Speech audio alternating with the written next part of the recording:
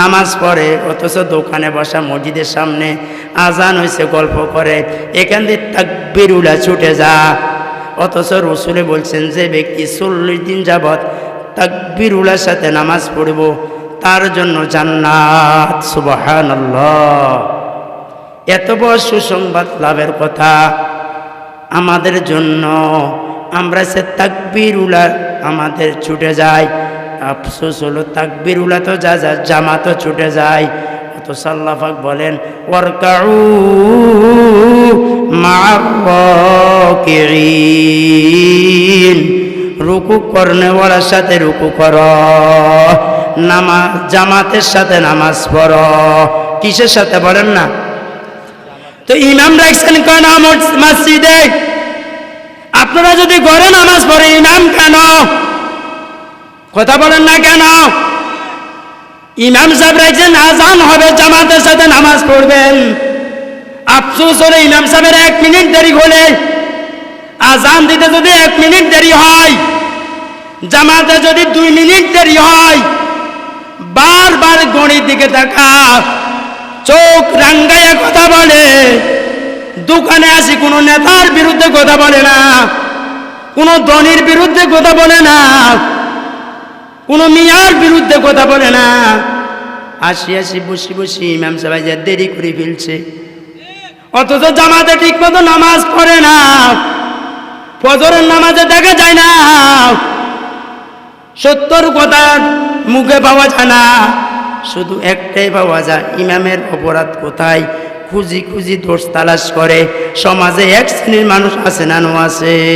বাবা তোর মতো ভয় কবেলা কেউ নাই, তোমার মতো কপাল ফোড়া কেউ নাই, যারা বসে বসে আলেমদের সমালোচনা করবা, ইমামদের সমালোচনা করবা।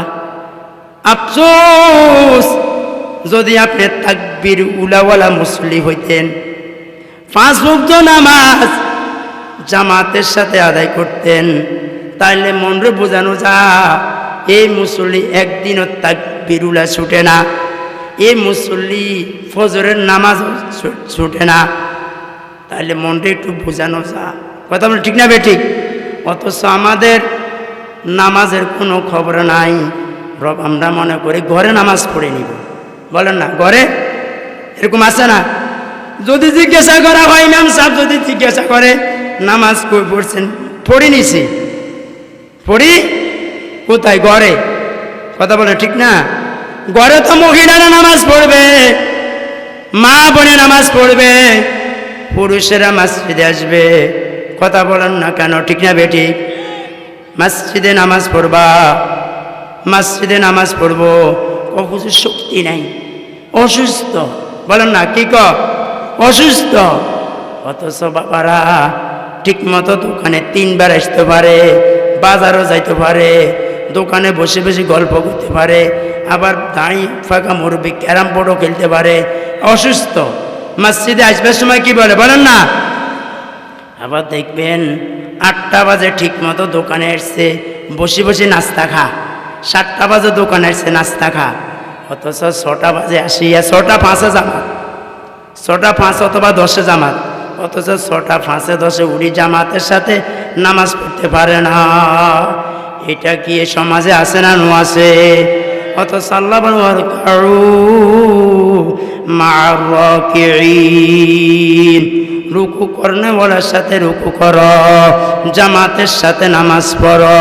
আরে আমার ভাইয়েরা, আমরা কি আজকে এলাকার ভাইরা একটু নিয়ত করতে পারিনি যে ইনশাআল্লাহ আজকে থেকে আমরা আজমাবিল জজম করছি, আমরা জামাতের সাথে নামাজ পড়ব? কি বলেন? সবাই হাত তুলে দেখান ইনশাআল্লাহ। আল্লাহ কবুল করে নেন, আল্লাহ কবুল করে নেন, আল্লাহ কবুল করে নেন। আল্লাহ ওয়াল্লাযীনা আমানু আশাদ্দু হুব্বাল লিল্লাহ, যাদের অন্তরে আল্লাহর প্রেম আছে, আল্লাহর মুহাব্বত আছে, ভালোবাসা আছে, তারা আল্লাহর হুকুমগুলা মানতে তাদের জন্য সহজ হয়ে যায়। হুকুম যত ঠান্ডা হোক, ওযু করতে কষ্ট লাগে না ভাই? ও বলেন না কেন কষ্ট না? যদি আল্লাহর মুহাব্বত থাকে তাহলে সহজ হয়ে যা। ঠান্ডা পানি দিয়া গোসল করিয়া, গোসল ফরজ হয়ে গেছে, গোসল ফরজ। এখন ঠান্ডা, ঠান্ডাকে ভয় করবা নাকি আল্লাহরে ভয় করবা? কারে ভয়? ঠান্ডা দিছে কে? আল্লাহ কয় ইয়া আইয়ুহাল্লাযীনা আমানুত্তাকুল্লাহ, হে ঈমানদারওয়ালারা আল্লাহকে ভয় করো। কারে ভয়? আল্লাহকে ভয় করো। ঠান্ডার ভয়ে কত কিছু গায়ে দিলা, কত কিছু গায়ে দিলা। আর ওযু করতে ভালো লাগে না, মসজিদে আসতে ভালো লাগে না, ঠান্ডাকে ভয় করছো। বাবা যিনি ঠান্ডা দিয়েছে তাকে ভয় করো। আল্লাহ, আল্লাহর ভয়। যার দিলে আল্লাহর ভয় চলে আসছে, যার দিলে আল্লাহর ভয় চলে আসছে, সুখে হোক শান্তিতে হোক, শীতে হোক বন্যাতে হোক, সুস্থ অসুস্থ হোক, তার জন্য আল্লাহর হুকুম মানা সহজ হয়ে যা। ইয়া আইয়ুহাল্লাযীনা আমানু দুখুলু ফিস সিলমি কাফা। আল্লাহ তাআলা বলে, হে ঈমানদারগণ, তোমরা পরিপূর্ণভাবে পুরাপুরিভাবে ইসলামের ভিতরে প্রবেশ করো। বলেন কিসের ভিতরে? বলেন কিসের ভিতরে? ইসলামের ভিতরে প্রবেশ করো। ওয়ালা তাত্তাবিউ খুতুওয়াতিশ শাইতান, তোমরা শয়তানের অনুকরণ করিও না। ওয়ালা তাত্তাবিউ খুতুওয়াতিশ শাইতান ইন্নাহু লাকুম আদুউম মুবিন, নিশ্চয় শয়তান তোমাদের প্রকাশ্য শত্রু। আমাদের শত্রুকে বলেন না শয়তান। এজন্য শয়তান বলবে নামাজ পড়িস না, রোজা রাখিস না, পর্দা করিস না, তিলাওয়াত করিস না, জিকির করিস না, ওয়াজ মাহফিলে যাইস না। শয়তান বলবে বাবারা শয়তানের কথা মানা যাবে না, শয়তানের পথে চলা যাবে না। একমাত্র একজনের পথে চলবা, যিনি তোমাকে আমাকে বানানোওয়ালা, যিনি আপনাকে আমাকে হায়াত দিয়েছেন, জীবন দিয়েছেন, চক্ষু দিয়েছেন, হাত দিয়েছেন, পা দিয়েছেন। আল্লাহর আদালতে কি জবাব দিবা? আল্লাহ যদি জিজ্ঞাসা করে আব্দুল করিম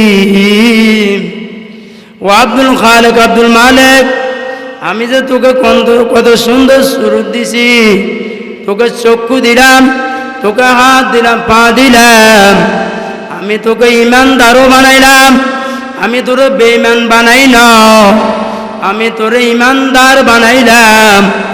আমি ইমানের মতো দৌলত আমি তোমাকে দান করলাম, আর আমি আদেশ দিলাম আমার দিকে ইসলামের ভিতরে প্রবেশ করো, পরিপূর্ণভাবে ইসলামের ভিতরে ঢুকো। তুমি কেন ইসলামের ভিতরে পরিপূর্ণভাবে প্রবেশ করলা না? এজন্য আব্বুরা, ও পর্দার আলে মা বোনেরা, ও এলাকার ভাইয়ারা, বাবারা, আজকে আমাদের রুহানি রোগে ধরে গেছে, আজকে আমাদের দিলটা নষ্ট হয়ে গেছে। যেভাবে বাবা নামাজ পড়তে ভালো লাগে না, তেলাওয়াত করতে ভালো লাগে না, আকারে সত্য কথা বলতে ভালো লাগে না, বাপ মার খেদমত করতে ভালো লাগে না।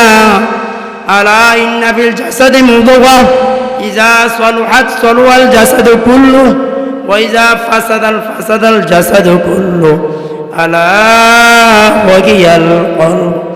আল্লাহর পয়গম্বর বলেন বনি আদমের 37 বটি আছে, এই 37 বটি যদি আল্লাহু আকবার, 37 বটির ভিতরে এমন একটা গোস্তের টুকরা আছে, ওই গোস্তের টুকরা যদি ভালো থাকে তাহলে তার 37 বটিও ভালো থাকে। ওই যদি গোস্তের টুকরাটা খারাপ হয়ে যায়, তার 37 বটি পর্যন্ত খারাপ হয়ে যায়। ওই গোস্তের টুকরাটার নাম কি জানো? আলা ওয়াকিয়াল কলব। ওই গোস্তের টুকরাটার নাম হলো দিল অথবা কলব। আজকে আব্বুরা আমাদের দিলে জাঙ্কার ধরে গেছে। বাবা মিথ্যা কথা বললাম, গীবত করলাম, একজনকে হত্যা করলাম, খুন খারাপি করলাম, জেনা ব্যভিচার করলাম, সুদ খাইলাম, ঘুষ খাইলাম, মিথ্যা কথা বললাম, অন্যায় বিরুদ্ধে কথা বললাম, জায়গা জমিন বা অন্যায়ভাবে দখল করলাম, চাঁদাবাজি করছো, টেন্ডারবাজি করছো। বাবা সমস্ত নাফরমানের গুনাহ, সমস্ত অপরাধের গুনাহ কলবটা কালো হয়ে গেছে। এজন্য ভালো জিনিস আর ভালো লাগে না। মসজিদে আজান দেওয়া হয়, মসজিদে আসতে ভালো লাগে না। ও মা বোনদের জন্য পর্দা করতে ভালো লাগে না। অথচ মা বোনেরা, আজকে অনেক মা বোনদের অবস্থা কি বলবো। অনেক মা বোন আলহামদুলিল্লাহ নামাজ পড়ে। আগের জামানার মা বোনেরা যেভাবে পর্দা ফুসিদা মোতাবেক চলতো, রাত্রে বাইর হইতো ঘর থেকে, বড়ুয়া ফরি বাইর হইতো, হাড়ি দরায়া বাইর হইতো, যেন বেগানা পুরুষ না দেখে। তারা কোনো এত ওয়াজ মাহফিল শুনে নাই, এত বয়ান শুনে নাই। তারা রিক্সার মেতে ডানে বামে কাপড় দিয়া বাইর হইতো। আজকে আমার মা বোনেরা উদাসীন বেপরদাভাবে ঘোরাফেরা করে। আজকে গ্রামে যে অবস্থা, শহরে একই অবস্থা, রাজগঞ্জ বাজার যে অবস্থা, মাইজদি বাজার একই অবস্থা, সমুনি বাজার একই অবস্থা, ঢাকা শহর একই অবস্থা।